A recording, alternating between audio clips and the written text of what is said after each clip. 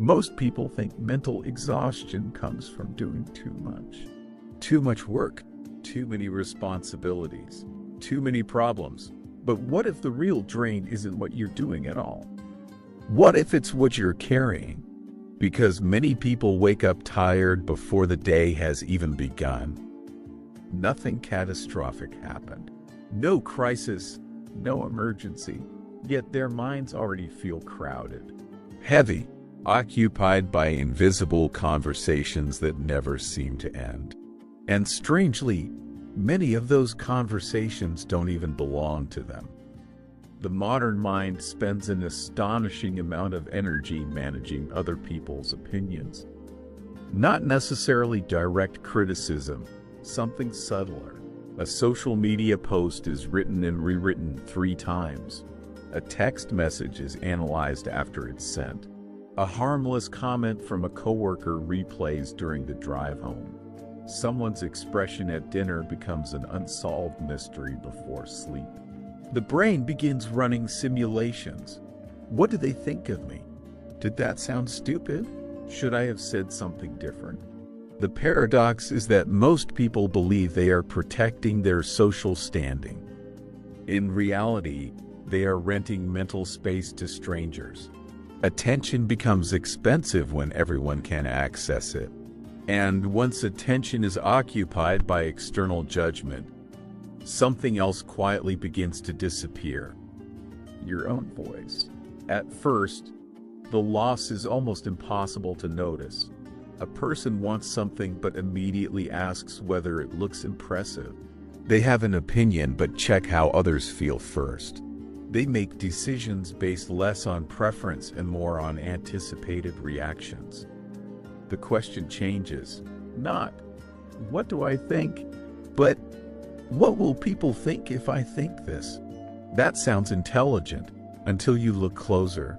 Human beings evolved to care about social belonging. But modern environments have expanded the audience beyond anything our minds were designed to handle. A few hundred years ago, most people worried about the opinions of a village. Today, they unconsciously manage the imagined opinions of thousands. The result is psychological interference. The louder the outside world becomes, the harder it becomes to recognize which thoughts are actually yours. And that creates another problem. Information itself begins competing for control. Most people assume more information produces better decisions, except reality behaves differently. Imagine standing in a grocery store comparing 2 products. Then imagine comparing 20. Imagine choosing between 2 career paths. Then imagine being exposed to hundreds of success stories, expert opinions, podcasts, articles, videos, rankings, reviews, and warnings. The decision doesn't become clearer. It becomes heavier. Every new piece of information feels useful. Yet the brain pays a hidden processing cost for every input it receives. Eventually, analysis stops creating confidence and starts creating hesitation. People research vacations for weeks and enjoy them less. They compare options endlessly and trust themselves less. They become informed but uncertain. An overloaded mind mistakes accumulation for understanding. And as information grows, something unexpected happens. Mental fatigue begins appearing without obvious effort. This confuses people. They say they're exhausted despite spending much of the day sitting down. But the brain doesn't measure effort the way we think it does. It measures demands. Notifications demand attention. Messages demand interpretation. News demands emotional reactions. Algorithms demand engagement. Opinions demand evaluation. Choices demand comparison. The modern human may be physically still while mentally switching contexts hundreds of times per day. Each switch seems insignificant. Together, they create cognitive debt. a kind of exhaustion that arrives quietly. No dramatic collapse, just a gradual feeling that everything requires more energy than it should. Simple decisions feel complicated. Small interruptions feel irritating. Rest stops feeling restorative. But here's the strange part. The deepest source of mental noise is not technology, information, or even other people. It's the belief that every signal deserves a response, that every opinion deserves consideration, that every possibility deserves exploration, that every question deserves immediate attention. The mind becomes crowded not because the world is loud, but because it loses the ability to decide what should remain unheard. And that changes the entire story. Because mental clarity is not the reward for collecting more information, gaining more approval, or eliminating every uncertainty. Mental clarity begins the moment a person realizes that attention is not merely something they possess. It is something they continuously give away. And the true crisis of mental noise is not that the world keeps speaking. It's that most people have forgotten they are allowed to stop listening. Most people think boundaries are walls, something cold, defensive, maybe even selfish. They imagine boundaries as a way of keeping people out. But that assumption hides something far more important. Many people don't struggle because their boundaries are too strong. They struggle because they were never taught where they end and where other people begin. And nowhere does this become more visible than in one surprisingly difficult word. No, a word containing only 2 letters. A word that can feel heavier than an entire conversation. Someone asks for a favor, extra work, more time, another commitment. The answer appears immediately inside the mind. No, yet somehow the mouth says yes, almost automatically.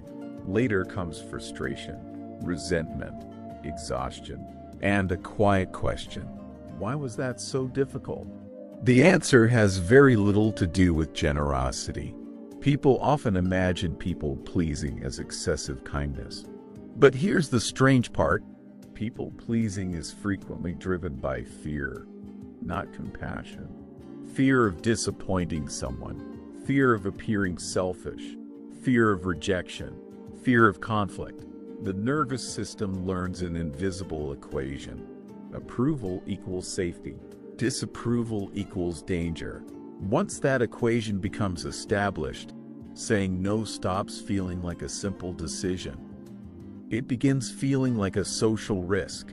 Every request carries an emotional price tag, and many people pay it automatically. Some yeses are simply fears wearing polite clothing. But once a person becomes known for endless accommodation, something predictable begins to happen. Others begin adjusting to it. Not always consciously, not always maliciously, just naturally. Human beings are remarkably sensitive to behavioral patterns. They notice who pushes back. They notice who doesn't. They notice who protects their time. And they notice who repeatedly sacrifices it. Over time, certain personalities become magnets for additional demands. The coworker who always stays late, the friend who always listens, the family member who always solves problems, the neighbor who never refuses. At first, this can feel flattering. People need you, people trust you, people rely on you. That sounds positive, until you look closer. Because some people aren't attracted to your kindness. They're attracted to your availability. And availability without limits creates opportunity, not necessarily for cruelty, but for consumption. The absence of boundaries often looks like generosity from the outside and depletion from the inside. This is why certain relationships leave people feeling mysteriously drained. The exhaustion isn't always caused by what they're giving. It's caused by the assumption that giving has no endpoint. And that creates another psychological trap. Many people begin confusing kindness with self-erasure. They become so focused on supporting others that they stop checking in with themselves. Their schedule belongs to everyone. Their emotional energy belongs to everyone. Their attention belongs to everyone. Except reality behaves differently. True kindness requires a self to give from. A person cannot endlessly pour from a container they never refill. Yet many people attempt exactly that. They answer messages while exhausted. They agree while overwhelmed. They volunteer while struggling. They comfort others while silently needing comfort themselves. From the outside, they appear remarkably generous. From the inside, they feel increasingly invisible, because every act of support carries an unspoken message. And if that message repeatedly becomes, "Everyone matters except me," the mind eventually believes it. This is the paradox. The people most afraid of disappointing others often disappoint themselves every day. Not through dramatic failures, through thousands of tiny abandonments. Small moments where their own needs never even enter the conversation. But here's the turning point most people never see. Healthy boundaries are not acts of rejection.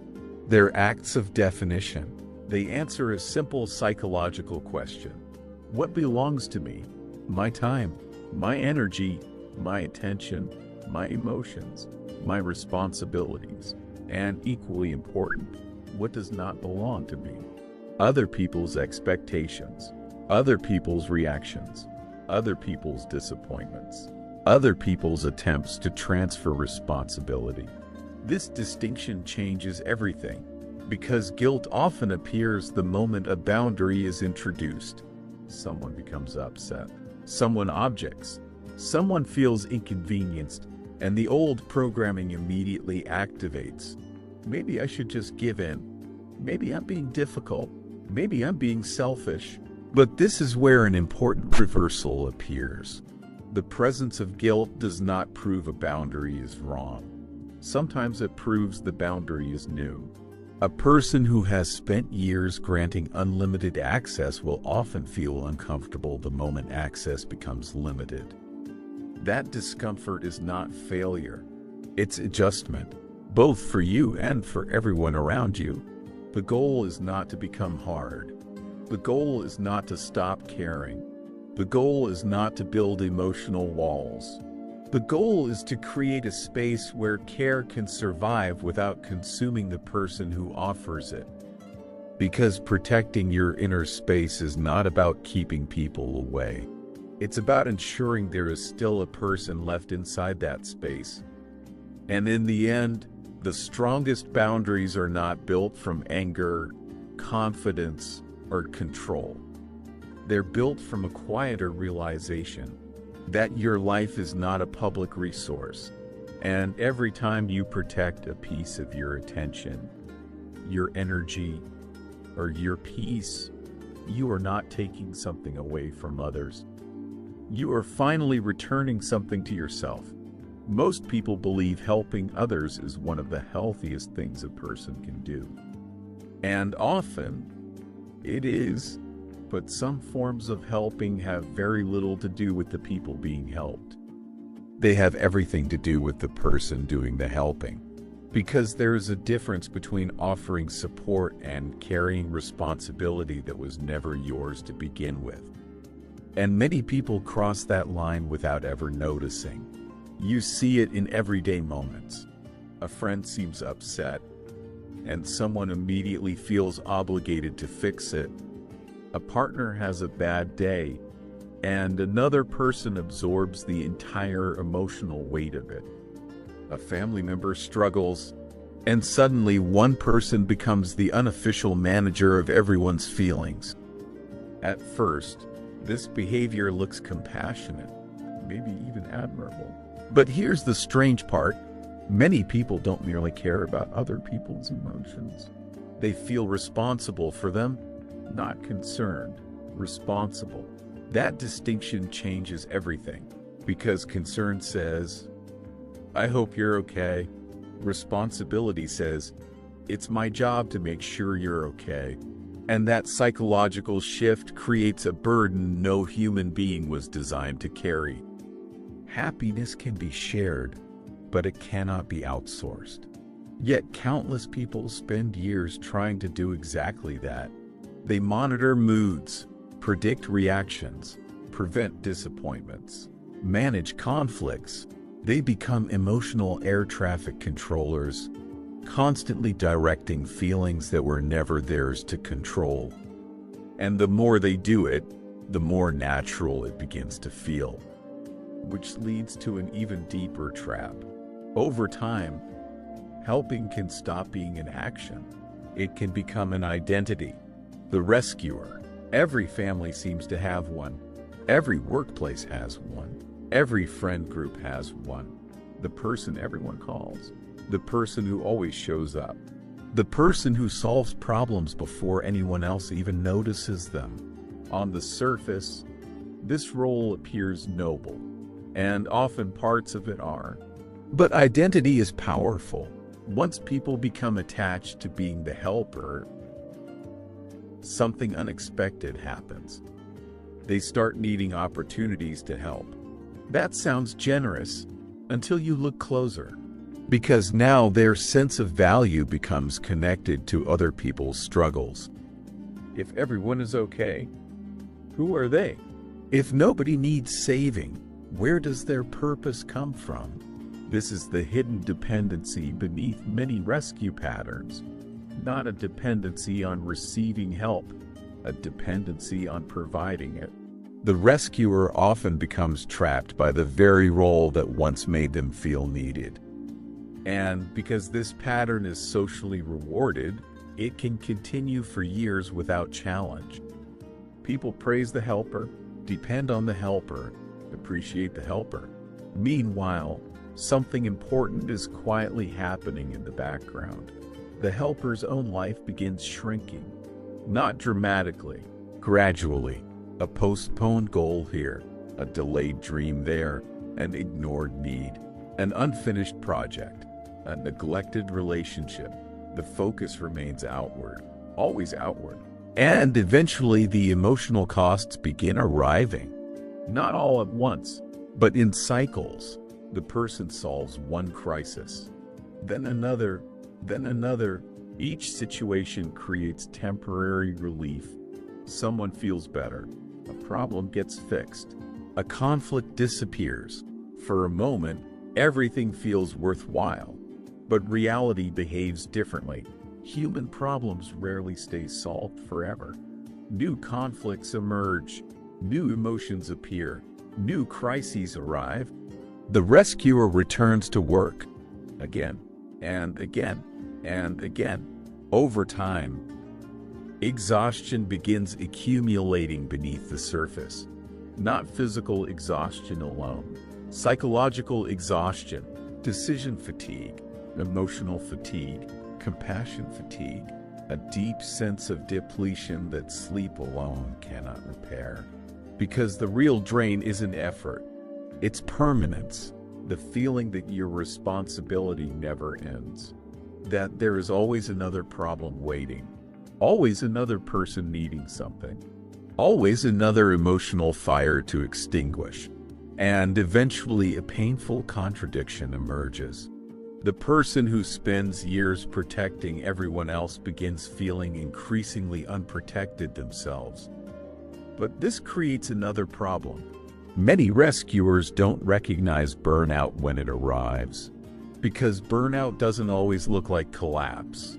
Sometimes it looks like irritation, numbness, withdrawal, secret resentment, a growing frustration toward the very people they once wanted to help. And then comes the most difficult realization of all. Some forms of helping slowly become self-destruction. Not because compassion is dangerous, because limits were abandoned. A person skips rest to solve another problem. Sacrifices financial security to rescue someone else. Neglects their health. Ignores their relationships. abandons their own emotional needs, all in the name of helping. From the outside, it appears selfless. From the inside, it becomes unsustainable, because compassion without boundaries eventually begins consuming the person who provides it. And this reveals something most people misunderstand. The healthiest helper is not the one who carries the most weight. It's the one who knows which weight belongs to them.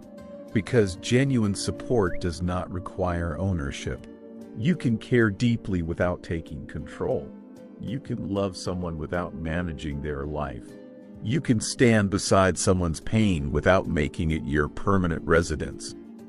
And perhaps the most mature form of compassion is realizing that not every struggle is asking for a rescuer. Some struggles are asking for a witness, someone present, someone supportive, someone caring, but not someone who disappears in the process. Because the moment helping requires the destruction of the helper, it stops being an act of compassion. It becomes a sacrifice nobody asked for, and often, nobody can truly benefit from. Most people assume they know what they want: a better job, more money, a bigger house, more success, more recognition. The answers often arrive instantly, almost automatically. But ask a different question. Why do you want those things? And suddenly the certainty begins to fade, because many desires feel personal long before they're actually examined.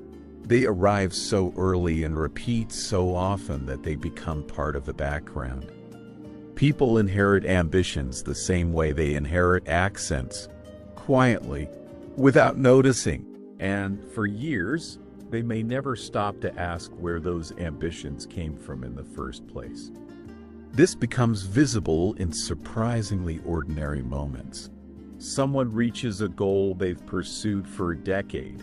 The promotion arrives, the achievement arrives, the milestone arrives, and after the celebration fades, an unexpected feeling appears.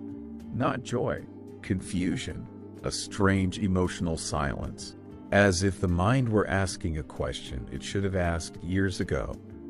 Was this ever truly mine? Some desires feel natural simply because we've rehearsed them long enough. And that realization can be deeply unsettling, because separating your own voice from the voices surrounding you is harder than it sounds. The influence rarely arrives as direct pressure. It arrives through repetition, through culture, through comparison, through expectations, through thousands of invisible messages about what a successful life is supposed to look like. Eventually, people stop choosing certain goals. They start assuming them, and once that happens, something else quietly disappears. Dreams, not childish fantasies, authentic ambitions. The interests that once felt alive. The curiosities that once pulled attention effortlessly. The ideas that existed before practicality entered the conversation. Children often describe what excites them. Adults often describe what is realistic. That sounds mature, until you look closer. Because many abandoned dreams weren't discarded after careful evaluation. They were abandoned through gradual neglect. One compromise, then another, then another. Life becomes busy. Responsibilities increase. Expectations multiply. And the original vision slowly fades into the background. Not because it was impossible, because it stopped receiving attention. The strange thing about authentic ambitions is that they rarely disappear completely. They linger, sometimes as envy, sometimes as regret, sometimes as a persistent feeling that something important has been left unfinished. A person sees someone pursuing a path they once imagined for themselves, and an emotional reaction appears that seems larger than the situation deserves.